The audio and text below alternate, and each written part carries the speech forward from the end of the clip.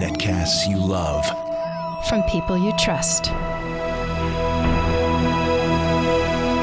This is Twit. And you have a Lenovo. Now, actually, I'm really interested in this because this has been a very popular category, the yoga tablets for Lenovo. So Ashton Kutcher loves these things. He's paid to love them. Yeah. I hope I'm not disillusioning you when I tell you that. So they had this huge spiel. They have a bunch of commercials about Ashton Kutcher, who helped design these probably. Oh, he helped design them? Yeah. Interestingly enough. So these are the brand new Lenovo Yoga Tablets 8 and 10. So there's two different sizes. Yes. And they are basically exactly the same. Are these Android devices? It looks like they are. They're Android 4.2.2. They're Jelly Bean. And the reason I asked, Lenovo also, of course, sells Windows devices, but this is their Android Jelly Bean. And they are available in 16 gigabyte or 32 gigabyte versions. The smaller one is very small. It's very cute and teeny tiny. It's only 8 inches, so it's very tiny. And it weighs less than a pound. It's 0.88 pounds, and it's only 0.12 inches thick. So if I turn this on its side, you'll see there's this stand right here, which I'll get to, and it's very, very thin. Really nice, very compact. The back of it has this nice, well, it sounds almost like a DJ pad, but it's basically, it keeps you from getting fingerprints. Yeah, it's very textured. It's made out of plastic. So you can definitely tell that it's a well-priced product. As far as the price goes, the smaller version is $250. You can get it for $250 if you have a coupon on Lenovo. $269 retail for the 16 gig or $299 retail for the 32 gig version. And this is of the 8. Yes. The 10-inch version is $319 retail for the 16 gig version or $339 retail for the 32 gig so these are aggressively priced. They are. They're definitely aggressively priced. I thought the prices were, very well ranged. The only people that beat them are Google, pretty much. Right? Yeah, exactly. Yeah. So the things that they're touting about this is obviously the stand. It's like a little kickstand. Very cool. And it's intuitive. It's a feature that I actually really enjoyed in testing these because it comes in handy so often. And usually you only get this nice stand if you actually have a case or a keyboard folio pad or something like that for your tablet. These have it automatically included. It's a little stand that you can take and put your fingers right here, and it just presses in like that. And then you fold it out just by pressing in and pushing or pulling on it, and then you can set it up like a stand. Now, if you didn't want to stand, you're going to be carrying around this lump all the time, unfortunately. You can set it down like that. That's nice, yeah. And you can use it just as a regular tablet. Now, the thing about using it as a tablet, if you set it down, obviously, it's just going to sit like this.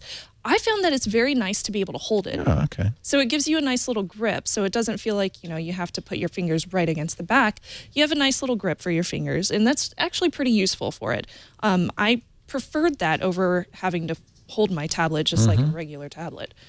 Now, the sound quality on these are both very clear. I took a couple of videos for you. Well, it's a very customized UI, isn't it? It is. It's very customized. Yeah, Lenovo completely revamped the UI on this guy. But I presume you could put a third-party launcher on it and make it look definitely. Like so I took nice a few pictures. That's very flattering. Thank you. Thank you so much. Yes. So both of these have the same type of camera. There's a front and rear-facing camera. The front one is 1.6 megapixels. It's an HD. And then the 5 megapixel rear camera. The sound quality, I'll hold this up to my microphone so you can actually hear it. I played a couple of videos. And let me turn up the sound.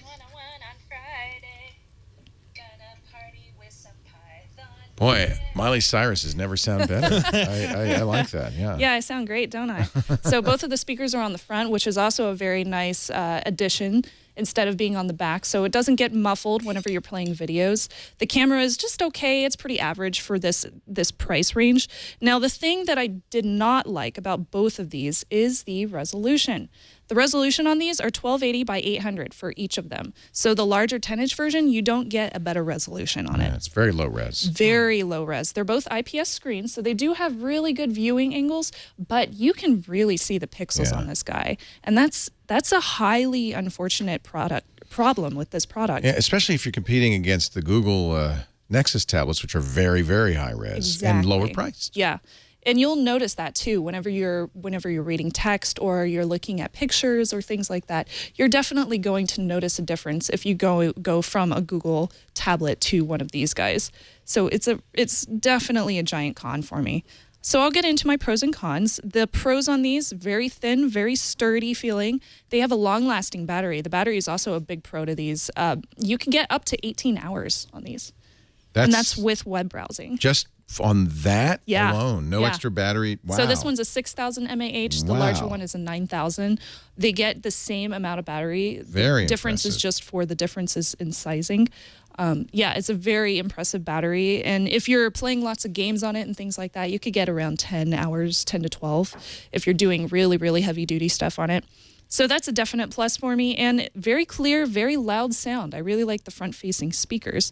On the con side, low screen resolution, definitely a huge con. And I also noticed something strange about this. Whenever you press this down or bring it back up, down here along the corner, you can see a little bit of LCD phase shifting. So you can see a pressure difference whenever you move this tablet in and out. Very hard to see on the camera screen, but there's a definite change on the LCD screen right along here where there's a pressure difference whenever you're clicking on the tablet stand. Yeah, you can't really see it in the camera frame, but trust me, it's there. Here, I'll show you, Padre. I know, I see it. I see it all the time. Yeah. Oh, yeah. Oh, totally. So because of that little problem, which may become an issue in the future, and because of the resolution, there are other options that are available right now in this tablet market, in this category. So I would have to give these a don't buy. Yeah. But I'm really, really hoping, this is the first generation of this Yoga tablet. So I'm really hoping on the next generation that they create, and I really hope they do.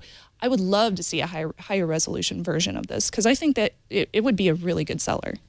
$249 for the base 8-inch model compared to $229, and in fact, some cases less for the Nexus 7. So it's more expensive, yes, but gives you less than the Nexus 7. I think it's good battery, really cool tablet stand. Yeah.